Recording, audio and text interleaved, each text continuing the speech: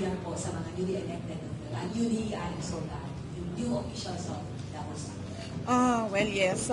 First off, magpasalamat ko sa mga Davaoeños sa suporta nila sa hugpong sa taong lungsod o sa mga kandidato sa hugpong sa taong lungsod o hugpong ng pagbabago.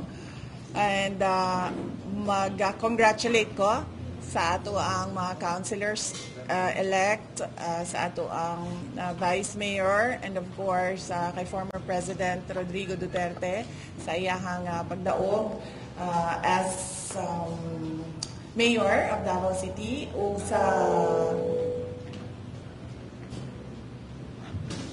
sa ato ang mga congressman, no? Si Congressman Ungab sa 3rd District, si Congressman Omar Duterte sa 2nd District, and of course si Congressman Paulo Duterte sa 1st District. Ang advice nako sa ilaha to be always faithful sa ilahang duties, sa ilahang office, and gaganina nakita nato sila nanumpa, no? Na dito sa ilahang panunumpa to, number one, be faithful to their functions and be faithful to the functions of their offices, if any, in addition to the position that they were elected to. And then next, that they will stand firmly by the legal orders, laws and decrees of duly constituted authorities in our country, and of course that they be faithful to their oath, and that they are not they have no purpose of evasion in their oath.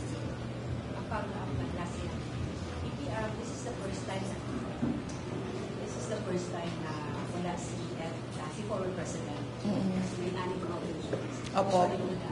May I ask for curious to sa details sa wala may discussion about his absence. Maybe siguro it was already expected because of his situation right now. He's currently detained in the detention unit of the ICC, so there was no any other feeling except accepting the matter of fact that he will not be present in the oath-taking this afternoon. Ma'am Ruth, ma'am. VP, of course, inaabangan namin si former President Duterte na maka-take oath. What happened after June 30, ma'am, sa Davao City, where we Vice Mayor Basta Duterte to take over as acting mayor? What happened? What's the status, ma'am? Okay, si former President and now Mayor-elect Rodrigo Duterte, he has until noon of June 30 to take his oath. In the event that he doesn't take his oath on June 30, then it will be Vice Mayor Baste who will be acting mayor of Davao City. Pero ang tanong kasi ng Davaoeño Mayor, kung makapag-take oath ba anong chances noon, Vice? Oo. Ma'am, mag-in-English lang po, ma'am, ha? Kay, para makuhaan siya sa international pod. Sorry, ma'am. At sa'yo pangunta na, ma'am. English mo? Ma'am, sorry. Wala mo na bitaw. Napag-usapan niyo ba yung oath-taking? Yung sabi mo is hanggang meron pang afternoon June 30? For former President, no? No, I have not discussed recently with former President Duterte about taking his oath, and I think this is a matter that has been discussed between former President Duterte and his lawyers. Thank you, Ma'am Ruth. Ma'am Kat, go ahead, ma'am. Ma'am, kanina earlier po, Congressman Ungab as well as, of course, Vice Mayor Baste said, yung pagkapanalo ng Hugpong isa parang proof siya na malaki yung support ng mga Davaoeños. Do you think it will translate to 2028 for your candidacy? Well, it is difficult to speculate, no, whether the midterm elections will affect the 2028 presidential elections. But I can say that the midterm elections for Davao City was an affirmation of the leadership of Mayor Baste Duterte and former Mayor Rodrigo Duterte, and as well as Congressman Isidro Ungab, no, where he was given as his third term for his second set as representative of the 3rd District. And last na lang po, are we optimistic, ma'am, that former president can still take his oath and somehow go home after the ICC? Apo. As a Dabawenyo, yes, I hope and pray that he will take his oath because I voted for him. I wanted him to be mayor of Davao City. So that is my prayer. But we really do not know what are the discussions between lawyers and former President Duterte. So we wait. If he takes his oath or he doesn't take his oath, then we will have a situation where Davao City will have an acting mayor. Thank you, Ma'am Kat. Argent Relator, Ma'am Jemmy. Ayong hapon, ma'am. Ma'am, earlier today, ma'am, you filed your cover affidavit before the Office of Ombudsman to answer allegations din po sa alleged misuse ng confidential funds ng OVP at saka ng any details that you give us regarding The content? yes, ma'am. Oh, okay.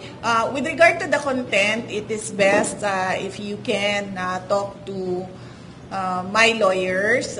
For my ombudsman cases, my lawyers are Attorney Paul Lim, Attorney Clifford Chua, and they are assisted by Attorney Michael Powa. They can best explain the contents of the answer to the order of the ombudsman to give an answer, no? So as not to siguro for me to affect their defense strategy. So they are the best people to explain what can be publicly known and what cannot be stated in public. Earlier today, ma'am, may lumabas ng mga reports na accordingly, ma'am, Australian government has declined to host the former President Rodrigo Duterte should the interim release that. Any reaction po? Nakatanggap kayo from this? Oh yes, I saw an email by a certain Hasna of the Australian Department of Foreign Affairs and Trade, yes. An email of, yes, a certain Hasna of Department of Foreign Relations and Trade. Yes, and first off, I'd like to clarify that the defense team of President Duterte never reached out to the Australian government to discuss about his interim release. There is no application of former President Duterte for interim release in Australia. And the submission of the lawyers of President Duterte, wherein there were two countries indicated in the document, albeit redacted, I have to confirm that the two countries, none of which is Australia. So I do not know why there was an email from a certain Hasna about the interim release of President Duterte to Australia. This has never been discussed with the Australian government. There was never an application with the Australian government. And there is no intent as well to apply for interim release with the Australian government. Follow up lang. Aside dun sa two countries na redacted, may other countries po ba na express na intent na in case mag-grant ng interim release na ready din silang tanggapin si FDA? Ang na-mention ko lang naman sa previous interviews ko is that merong list of countries na sinulat ang defense team ni dating Pangulong Rodrigo Duterte kung saan nila iniisip na pwedeng mag-apply ng interim release. But hindi yung lisahan na yon ay hindi in-applyan ng interim release. So, it is wrong to assume na because there is a list, there was an application for interim release to all the countries. No. Last na ba? Ma'am, yung email mo was directed to you, ma'am, or to OVP o sa council ni FPRRD? Ang email I don't know saan galing ang email, but I got a copy.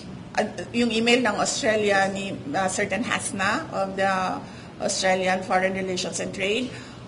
I do not know where and to whom it was addressed, but I got a copy of it, and I do not know as well on what basis she was able to say that there is parang it is not discussed with the Australian government and they will not allow interim release in Australia because in the first place there is no application for interim release in Australia. Okay, Bril Montalvo, ma'am, News 5. Mike, please.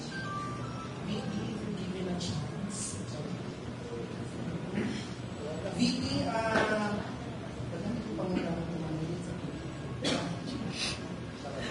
yung statement mo na ayaw ng titigin o bobo na ang nasa administration.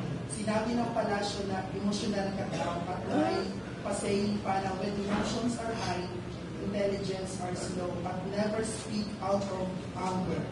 No, I'm not angry. I'm just stating a matter of fact. Hindi ako emotional. Nakita nyo naman ako kung paano ako maging emotional. Hindi pa ako umaabot doon. I'm just stating a fact that really kulang-kulang yung brain cells ng mga taong nagsasalita para sa administration. Follow-up, VP.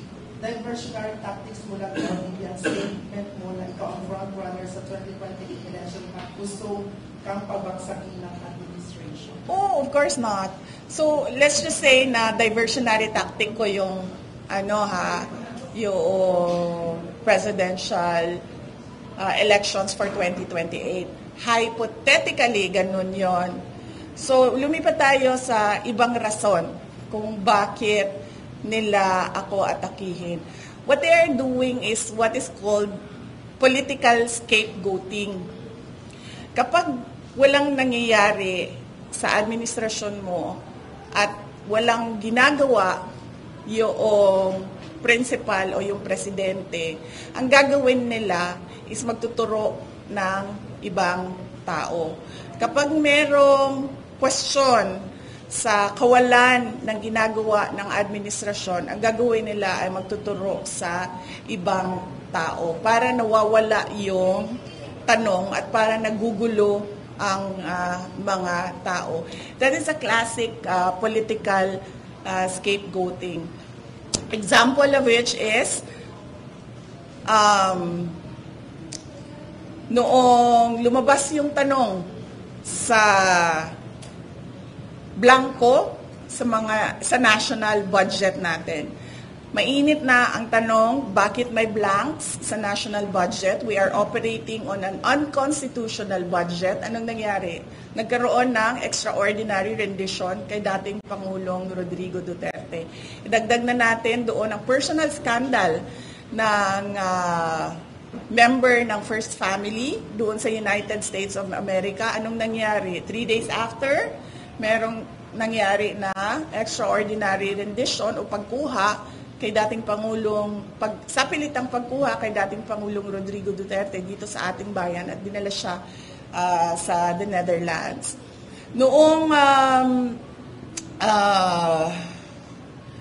sumabog ang People's Initiative, yung kagustuhan nila na i-amenda ang konstitusyon para mapahaba yung kanilang mga termino at para burahin ang opisina ng Vice President at lumipat tayo sa parliamentary form of government kung saan Prime Minister lang ang ini-elect at hindi siya by popular vote, by members of parliament only. Anong ginawa nila? Nag-file sila ng impeachment dahil mainit na yung mga tao. Doon nagsimula yung "we are not for sale". So that is political scapegoating. Yung wala kang ginagawa, so magtuturo ka na lang ng ibang tao para makalimutan yung kawalan ng proyekto, kawalan ng programa, kawalan ng kaayusan sa ating bansa. So, assuming hindi totoo yung sa presidential election sa 2028, klaro naman sa timeline kung paano nila ginagawa yung pag-atake ng kanilang political opponents para makalimutan ang kanilang mga kabalbalan. Last question na VP. Sinabi ng Malacanang kung totoo daw official business ang mga biyahe mo sa ibang bansa, obligasyon mo daw na magpaliwanag sa bayan kung ano yung naging accomplishment mo dito at kung sino yung nakasama mo sa biyahe at sino-sino rin ang gumastos sa biyahe. Opo, yan yung example ko sa inyo na bobo talaga. 'Di ba? Hindi nga official business yung kasi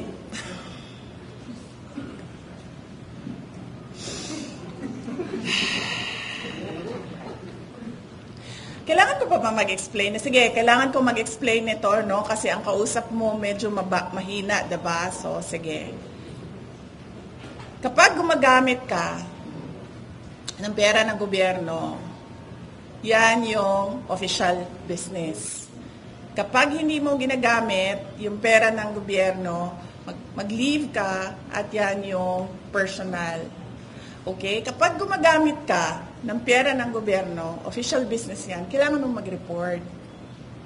Magsabit ng report. Kapag personal siya at walang gamit ng pera ng gobyerno, hindi mo kailangan mag-report. So, ganun lang yan simple na kailangan ko pa i-explain. At ito po yung example ko o solid proof na ano ba ibang term ng bobo? Ano yung mas magandang term ng bobo? Iba pa. Ano daw? Sa Bisaya, sa gani, ng bugo gani? Bugo. Pero sa kuan, sa Bisaya slang, sa ang bugo. Oplok. Mas worse mo na sa bugo eh.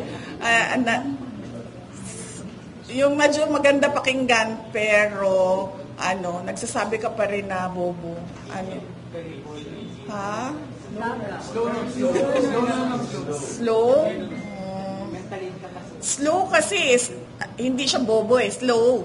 Siya, mahina lang, no? Anong pang iba? Bobo na lang, ma. Bobo na lang.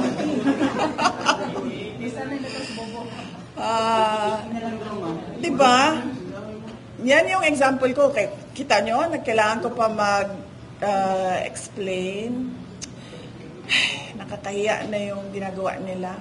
Sa totoo lang, as a Filipino, I am truly embarrassed with what is happening in our country, especially coming from the administration. Last two questions, VP. Yes, Ma'am Ailey, please use the mic. VP, Okay.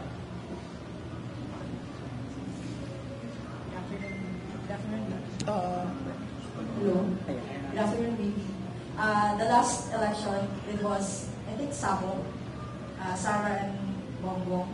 Ngayon may lumalabas na Sabo. That's Sara and Bongbong. May possibility din talaga. And you top the latest survey as you the contender of the presidential race, and also Senator Wong was your vice or running mate. Is this possible? And what's your comment on this? Well, sinabi ko kanina, no, may nagtanong din niyan kanina, galing kami sa Igapos. Masyado pa kasing malayo yung 2028 para natin basihan yung surveys. Ang pinakamaganda kasi na survey na basihan is yung kung pag nakikita mo na kung sino yung mga official candidates ng certain position. Yun yung pinakamaganda na tingnan na survey kasi kandidato na sila lahat. So maganda na yung spread ng numbers. So masyado siyang malayo for 2028 and hindi natin alam kung anong mangyayari bukas. In fact, by my experience, and we saw this as well with in 2016 with former President Rodrigo Duterte na very last minute yung decision niya. Yung sa akin naman was change of not really a change, no, but I ran for a different position. So antayin na lang siguro natin yung mga surveys kung saan nakikita na talaga natin kung sino yung mga kandidato for president. Thank you, Ma'am Amy. VP, last question. Yes, sir. Sir, use my VP, ano po yung masasabi natin sa ating current government na everybody is worried na po sa nangyayaring kaguluhan sa ibang bansa, especially may mga OFW po tayo sa Iraq at saka sa Iran. But still, they are thinking of politics pa rin po dito sa ating bansa. Nakakalungkot dahil as I said, ganyan, no? Scapegoating yung ginagawa. Delikado na yung buhay ng ating mga kababayan doon sa mga bansa na apektado ng kaguluhan sa Middle East. Pero somehow wala pa rin tayong nakikita na concrete plans and actions from the administration on how they will process the repatriation of those who want to come home, or how they will give protection to those who want to stay in the Middle East. Yan po yung trabaho ng gobyerno, pero hindi natin nakikita yung urgency sa mga galaw nila pagdating sa seguridad ng ating mga kababayan sa Middle East. At ang nagagawa lang nila ay binabalik nila sa impeachment, yung topic, binabalik nila sa political persecution, yung topic, binabalik nila sa pagbisita ko sa ating mga Filipino communities sa iba't ibang bansa. Doon lang nila dinidirect yung attention nila at hindi doon sa mga totoong problema natin, tulad ng dati ko pang sinasabi, 2 taon na pataas ng pataas yung ng pagkain, ang basic necessities. Tumataas din yung nagugutom. Wala tayong food security plan. Plano pa siguro nila na sumali sa kaguluhan, pero wala man silang iniisip kung paano nila masecure o mapanigurado ang seguridad ng mga Pilipino. So, anong mas magandang term? Ano ba ang English sa bobo? Sus, kunwari pa kayo wala kayong chat GPT dyan, ha? Kunwari pa kayo lahat na wala kayong chat GPT, ha? Bulayog na. Bulayog sa Binisaya ba na siya? Stupid, no? In English. Slow.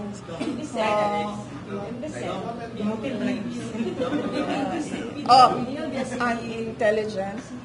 BBM now na that is significant impact ang Israel war sa ato ang economy. Tinuod ka? Yeah, he said. Kanus ana niya gisulti tinuod na niya gisulti niya.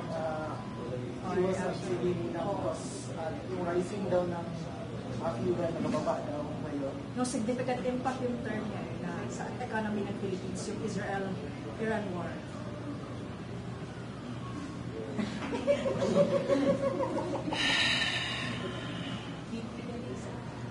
Yes, ma'am. Reaction lang, Justice Remulla said the Filipinos opted to pursue the war on drugs. So, take over lang nila sa ICC, especially those involved the former president. Sorry ha, paklaro lang na ako. Unsa daw ang gibuhat sa justice? Unsa daw? Justice Secretary Mr. Remulla said the Philippine government opted not to pursue the war on drug cases and let the ICC take over, especially those involving the former president.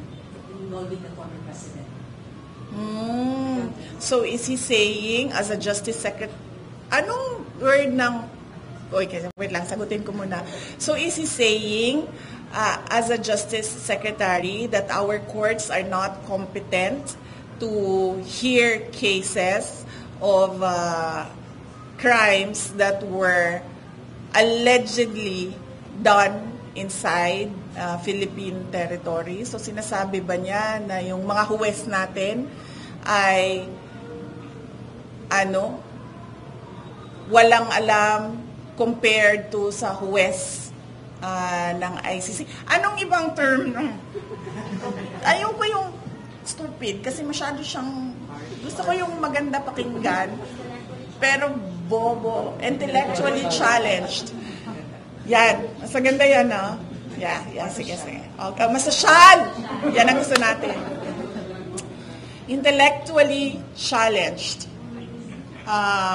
Ang move na sasabihin mo na hindi ka na lang, as Justice Secretary, na hindi ka na lang mag-iimbestiga o magpurso ng kaso at ibibigay mo na lang yun sa isang foreign jurisdiction. Nakaka-insulto yun as a Filipino. Lalong-lalo na sa mga huwes natin, sa judges natin. Naka-insulto siya. Intellectually challenged, I see. Sige. Ma'am, previously, diba yung the officials in the administration denied na merong cooperation ng Philippines with the International Criminal Court. But now, according to Secretary Remulla, yung government imukupondo para dalhin yung mga witnesses sa hearing sa pag-start ng trial. So, your reaction na? Oh, this is an example, again, of scapegoating. Nakita mo, wala silang plano para sa mga tao na nadidelikado yung buhay sa loob ng Middle East.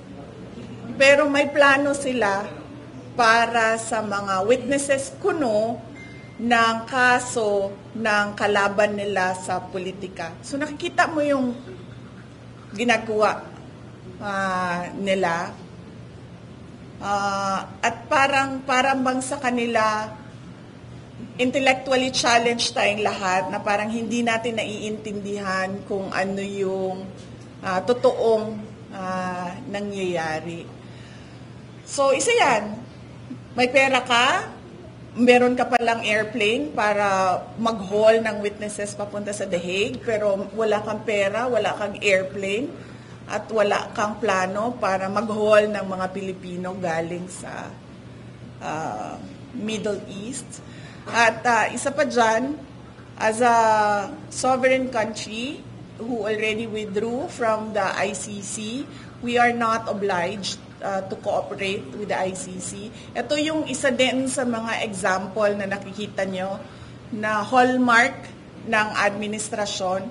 Meron silang sinasabi ngayon, tapos iba yung gagawin nila, and parang sinasabi nilang, parang doon sa part na nagsinungaling sila, ay hindi nila parang hindi nila ina-acknowledge na nagsisinungaling sila.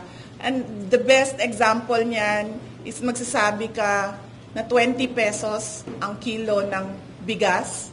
Tapos, noong ikaw ay nanalo, ay wala na, nakalimutan na yung 20 pesos na ang kilo ng bigas. Tapos, meron kang half-hearted effort para lang sabihin na na-comply mo yung sinabi mo at promise mo, ay gagawa ka ng 20 pesos na kilo na bigas na lahat ng tao nagsasabi hindi pwede kainin, hindi good for human consumption, at hindi siya available sa lahat ng mga tao. Pili pa yung pwedeng mag-access ng unfit for human consumption na 20 pesos na kilo na bigas. So yan yung example. Yan yung example. May sasabihin sila ngayon, tapos iba yung sasabihin nila sa susunod, pero hindi sila nagsisinungaling. Ang tawag dyan ay, hindi ko alam anong tawag dyan, sinungaling. Ang tawag dyan ay budol. Anong mas magandang scam? Yung ang scam kasi parang stupid yan, no? Pero yung social, anong social na budol?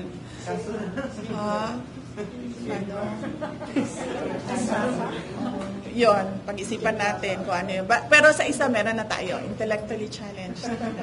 BP, yung reaction na talaga yung sinasabi ni BBBM na no significant impact sa ating economy yung Israel. Well, we're not surprised. We have leaders who are intellectually challenged at the moment.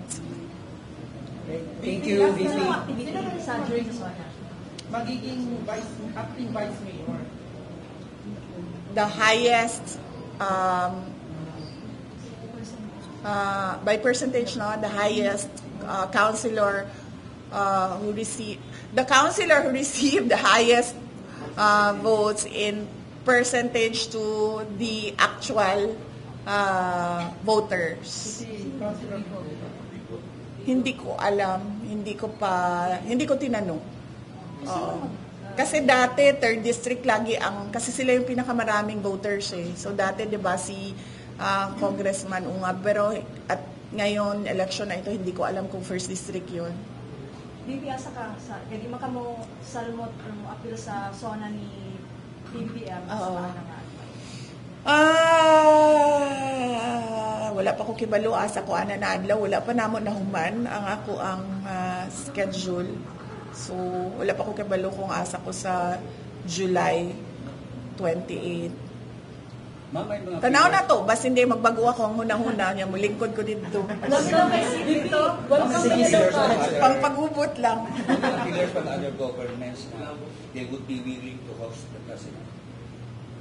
Wala. Hindi ko alam, sir. Sa totoo lang, ito ay discussion ni dating Pangulong Rodrigo Duterte at ng kanyang abogado.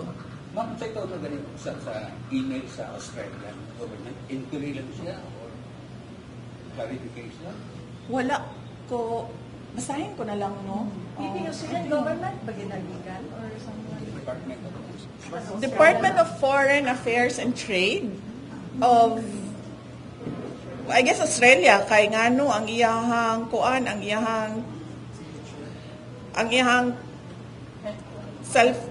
telephone number is +61. Tapos ang iyahang website is dfat.gov.au. So basahin ko na lang para marinig nyo. The Australian government is aware that former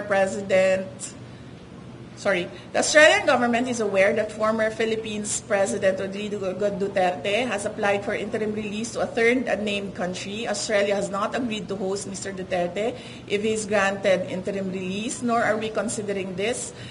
Mr. Duterte's interim release is a matter for the ICC to consider in line with the Rome Statute. Kind regards, Hasna. Media Liaison Section, Department of Foreign Affairs and Trade. So ito yung nakuha namin. And as I said, the defense team of President Duterte did not apply for interim release in Australia. So I do not know from where she or he based her email. And it was dated yesterday or today? Walang date. Pero gi-blur ang name nung sinulatan. Dili siya scammer. Dili na kaya scammer. Nagkanagiyan na sa Viber. Kana po ang dili ko kabalo no kay wala may apelyido, first name lang. One name lang ang so wala ko kabalo if this is a family name or a first name. National articles, I don't know kung kabalo. Wala kang siya source. Only reports. Oh, so as journalists and as reporters, pwede ba ka magbuhat o news item na wala kay source?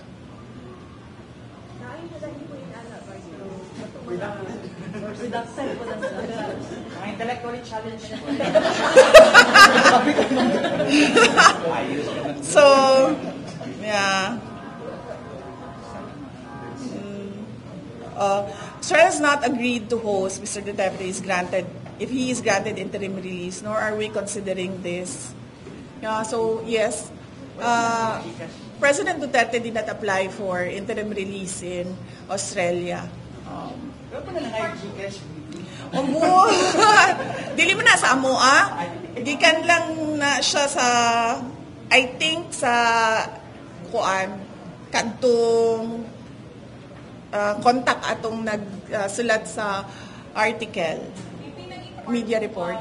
Ng inyong pagpunta sa Australia, yung pagdawi or if ever, or naging part ba siya ng usapan nung nagpunta kayo sa Australia, possibly? Hindi. Maging host sila? No, I never talked to any government official when I was in Australia. And I know for a fact na hindi Australia yung dalawang countries na redacted doon sa petition for interim release. Yes. So, yeah. Nasa na tayo sa pag-workout for those two countries? Kasi crucial din po, di ba ito dun sa magiging mayor din ni former president? Ay, hindi naman. Ang pagiging mayor niya, kailangan lang niya mag-oath. Hindi ko alam kung anong desisyon, kung ano ang desisyon at ano yung challenges kung bakit hindi nag-oath, hindi pa nag-oath si dating Pangulong Rodrigo Duterte. At yun. Kung intervene si DILG on the matter, hindi siya makatake off by June 3rd. Dili. I do not think that the DILG will intervene because the DILG will only receive, ministerial ang ilahang duty to receive the papers sa iyahang pag-oath. And dili nila trabaho magpa-oath sa mga elected. Di na lang ko mo comment, ma'am, para dili ko mamakak. Ma'am, to clarify, kasi parang yun yung response nila. According sa natin with sa Australia, Australia is one of parang the list, sa list na ito-consider. Baka yun yung natindihan nila, ma'am, na parang isa yung Australia sa dalawa. Just to clarify, ma'am, na wala yung Australia or hindi ibig sabihin na nasa list siya yung isa sa dalawa na country. I think it was clear sa aking statement na is in the list, but I never said that Australia is one of the two countries in the petition. Never said that. So, siguro ano na lang din siguro ito kagagawan ng What are you thinking now? It's a propaganda?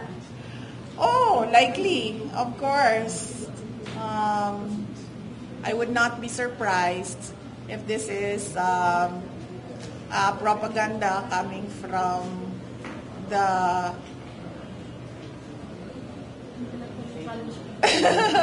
from the administration. But will you ask Australia about it? Kung totoo.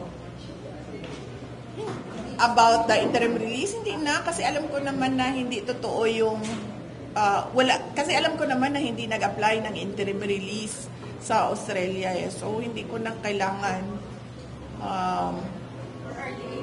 tanungin ang Australia.